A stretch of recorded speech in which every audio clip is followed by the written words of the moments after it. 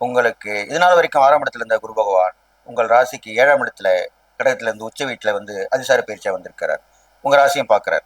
அப்ப கண்டிப்பா நல்லதுதான் நடக்கும். 7ஆம் இடத்துல இருக்கும்போது கணவன் மனைவி ஒரு அந்யோன்யமா இருக்கும், பலப்படும், ஒருத்தர் உதவி பண்ணுவாங்க, சந்தோஷமா இருப்பாங்க, எல்லாமே நடக்கும்.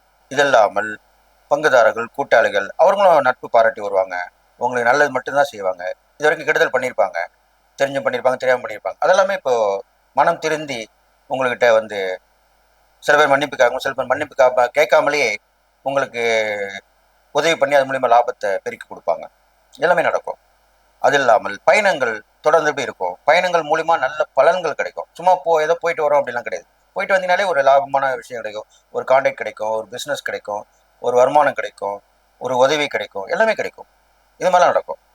அடுத்ததாக நல்ல ஒரு முன்னேற்றமான வாழ்க்கை அமையும். மனசுல தெளிவு பிறக்கும், தன்னம்பிக்கை, துணிச்சல், தைரியம் எல்லாமே வந்துடும். அடுத்து உங்க ராசிக்கு 3ஆம் இடத்தையும் பார்க்கிறார். அப்போ தைரியம், வீரியம், பராக்கிரமம், வெற்றி எல்லாமே கிடைக்கும். புதிய பயணங்கள் உண்டாகும். சகோதர சகோதர உறவு உங்களுக்கு லாபகரமா இருக்கும். உதவி ஒத்தாசை இருப்பாங்க, பக்கபலமா இருப்பாங்க. நீங்கள் வீறு கொண்டு எழுவீர்கள், தைரியத்தோட இருப்பீங்க, சாதனை புரிவீங்க, துணிச்சலா எது வந்தாலும் பேசி அதில் ஜெயிச்சிருவீங்க. இது மாதிரிலாம் நடக்க போகுது. அடுத்ததாக உங்க ராசிக்கு நல்லா கேட்டுங்க, 11ஆம் இடத்தை பார்க்கிறார். அப்போ லாபங்கள் லாபங்கள் எல்லாமே பெருகி வரப்போகுது. உங்களுக்கு வாழ்க்கையில எல்லா வகையிலுமே வசதிகள் கிடைக்க போகுது.